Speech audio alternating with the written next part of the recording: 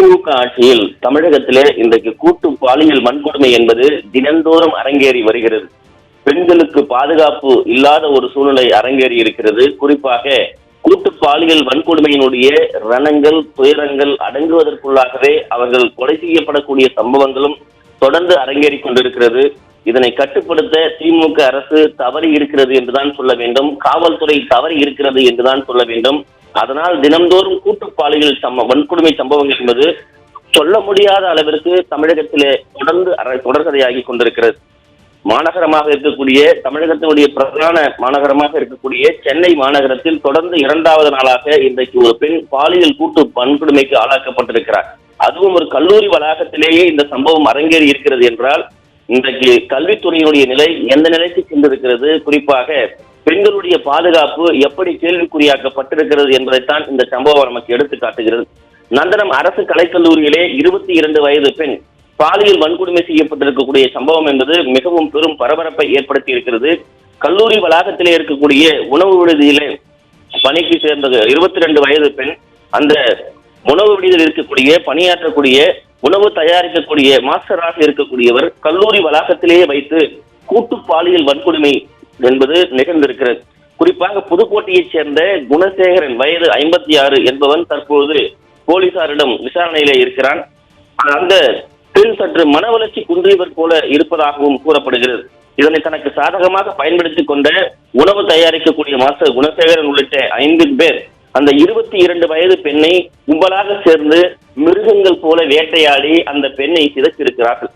சொல்ல முடியாமல் தனக்கு ஏற்பட்ட துயரத்தை முழுமையாக வெளிப்படுத்த முடியாமல் பாதிக்கப்பட்ட பெண் தொடர்ந்து அந்த பாலியல் வன்கொடுமையினுடைய ரணத்தோடு வெளியே சொல்ல முடியாமல் அந்த பெண் சீரழிந்திருக்கிறார். இது குறித்து புகார் அளித்திருக்கிறார். குறிப்பாக பாதிக்கப்பட்டவருக்கு நேர்ந்த கொடுமையை வெளியே சொல்ல முடியாமல் மன வளர்ச்சி அந்த பெண்ணை சிதைக்கப்பட்டிருக்கிறார்கள். ஒரு கல்லூரி என்பது எதிர்கால தலைமுறையை உருவாக்கக்கூடிய ஒரு இடம். அந்த கல்லூரியினுடைய எதிர்கால தலைமுறைகள் உருவாக்கக்கூடிய பல்லாயிரக்கணக்கான மாணவர்கள் படிக்கக்கூடிய சென்னையினுடைய பிரதான பகுதியாக இருக்கக்கூடிய நந்தனம் அரசு கலைக்கல்லூரியினுடைய உணவு விடுதியில் தான் இப்படிப்பட்ட உச்சக்கட்ட அலங்கோலம் நிகழ்ந்திருக்கிறது. குறிப்பாக கடந்த வருடம் இதே போன்று சென்னையினுடைய பிரதான பல்கலைக்கழகமாக தமிழகத்தினுடைய மிகப்பெரிய பல்கலைக்கழகமாக ஏன் இந்திய அரங்கிலே பெயர் பெற்ற பல்கலைக்கழகமாக இருக்கக்கூடிய அண்ணா பல்கலைக்கழகத்திலே பொறியியல் 2ஆம் ஆண்டு படித்த மாணவியை திமுக நிர்வாகி ஒருவர் பாலியல் வன்கொடுமை செய்த சம்பவம் ஒட்டுமொத்த உலக அரங்கிலேயே தலைக்குனிவை ஏற்படுத்தியது. பாதிக்கப்பட்ட மாணவி தனக்கு ஏற்பட்டிருக்கக்கூடிய இயற்கை இடர்பாடுகள் மாத பிரச்சனைகளை கூறியும் கூட அந்த ரத்தத்தின் வலியோடு அந்த மாணவி சிதைக்கப்பட்டிருக்கிறார். மிகப்பெரிய அளவிலே அது தமிழகத்திற்கு தலைக்குடிவை ஏற்படுத்தியது. திமுக அரசு எந்த லட்சணத்தில் பல்கலைக்கழகங்கள், கல்லூரிகள், பள்ளிகளை இன்றைக்கு சீரழித்திருக்கிறது, எப்படி பராமரிப்பு இல்லாமல் அடி பாதாளத்திலே சென்றிருக்கிறது என்பதற்கு இது எல்லாம் சாட்சியாக இருந்து கொண்டிருக்கிறது. குறிப்பாக இந்த கல்லூரி வளாகங்கள் என்பது முழுமையாக காவலாளிகள் இருப்பார்கள், ஆசிரியர்கள் இருப்பார்கள். உணவு விடுதியிலே தினந்தோறும் மாணவர்கள் வந்து செல்லக்கூடிய பகுதி, மாணவிகள் வந்து செல்லக்கூடிய பகுதி. நந்தனம் போன்ற கல்லூரிகள் என்பது மாணவர்கள் பயிலக்கூடிய மிகப்பெரிய ஒரு கல்லூரி, பிரதான கல்லூரி. அந்த கல்லூரி வளாகத்திலேயே இப்படிப்பட்ட மிகப்பெரிய ஒரு அலங்கோலம் நிகழ்ந்திருக்கிறது என்றால் இதைவிட சீரழிவுக்கு, பெண்களுக்கு இழைக்கப்படக்கூடிய அநீதிக்கு, கூட்டு பாலியல் வன்கொடுமைக்கு வேறு எதை சொல்வதென்றே சொல்ல முடியாத அளவிற்கு இன்றைக்கு தமிழகம் சட்டம் ஒழுங்கு சீரழிந்து கிடக்கிறது.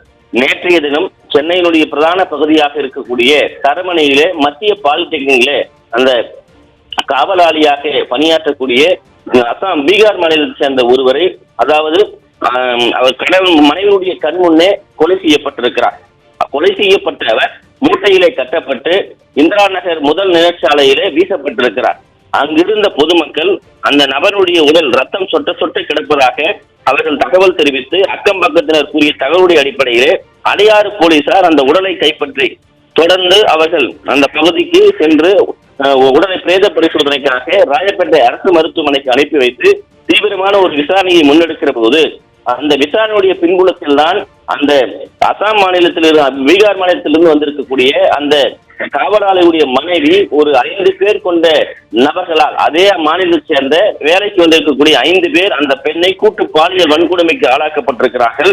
கூட்டு பாலியல் வன்கொடுமைக்கு ஆளாக்கப்பட்டிருக்கக்கூடிய அந்த பெண்ணுடைய கணவன் முன்னே அந்த அலங்கோலம், இந்த அவலம் அரங்கேறி இருக்கிறது. இதை பார்த்து சகித்துக் கொள்ள முடியாத அந்த வேதனையோடு, அந்த ரணத்தோடு தட்டி கேட்ட அந்த பீகார் மாநிலத்தை சேர்ந்த அந்த காவலாளியை அவர்கள் கத்தியாலும் கட்டையாலும் மிக கொடூரமாக தாக்கி கொலை செய்யப்பட்டிருக்கிறார்கள். கொலை செய்யப்பட்ட அவரை ஒரு கோணியிலே கட்டி இந்திரா நகர் அந்த முதல் நிழற்சாலையில வீசி இருக்கிறார். அந்த கூட்டு பாலியல் வன்கொடுமை செய்த அந்த பீகார் பெண்ணை, கணவன் முன்னே கூட்டு பாலியல் நிகழ்த்தப்பட்ட அந்த பெண்ணையும் கொலை செய்திருக்கிறார்கள்.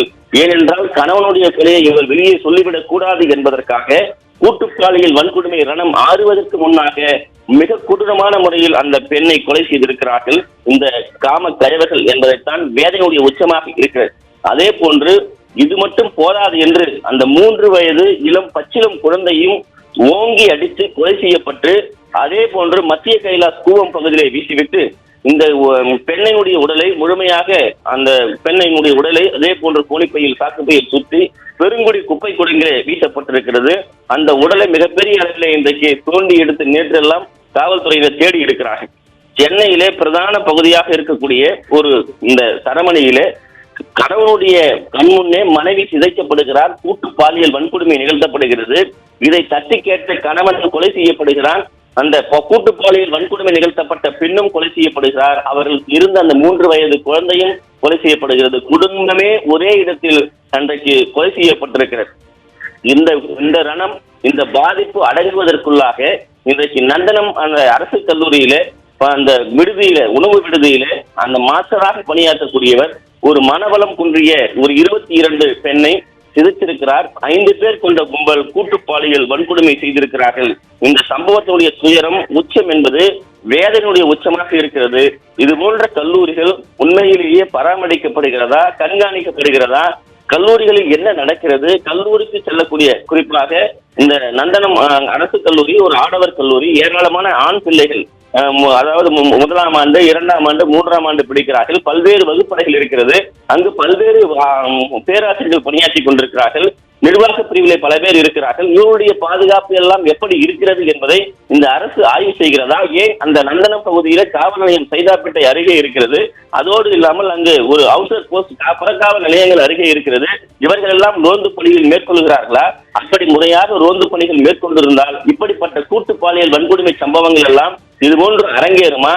பாதிக்கப்பட்ட பெண் தனது துயரத்தை, ரணத்தை வெளியே சொன்னால் கூட பாதுகாப்பு இல்லாத ஒரு சூழ்நிலைக்கு இன்றைக்கு தமிழகம் தள்ளப்பட்டிருக்கிறது என்றால், அது பாதிக்கப்பட்ட பெண்ணை கொலை செய்யக்கூட துணிந்திருக்கிறார்கள் என்றால், சட்டம் ஒழுங்கு எந்த லட்சணத்தில் சந்தி சிரித்துக் கொண்டிருக்கிறது என்பதைத்தான் இந்த சம்பவங்கள் இன்றைக்கு காட்டிக் கொண்டிருக்கிறது. சென்னை போன்ற மாநகரங்களிலே இப்படிப்பட்ட அட்டூழியங்களும் அலங்கோலங்களும் நடந்து கொண்டிருக்கிறது என்றால், தமிழகம் முழுவதும் இருக்கக்கூடிய கல்லூரிகளுடைய நிலை என்ன, பள்ளிகளுடைய நிலை என்ன, பல்கலைக்கழகங்களுடைய நிலை என்ன என்பதைத்தான் மிகப்பெரிய கேள்விக்குறியாக இருக்கிறது.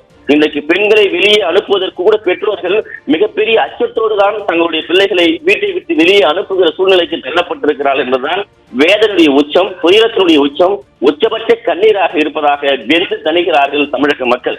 இன்றைக்கு நந்தனத்திலே ஒரு மனவளர்ச்சி பாதிக்கப்பட்ட ஒரு 22 வயது பெண்ணிற்கு ஒரு கூட்டு பாலியல் வன்கொடுமை சம்பவம் என்பது உச்சக்கட்ட துயரத்தினுடைய வழியாக இருக்கிறது.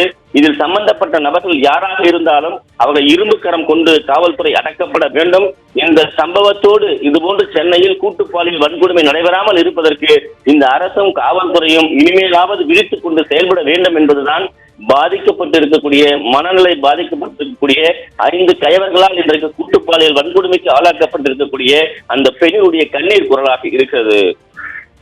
அருண் சார்.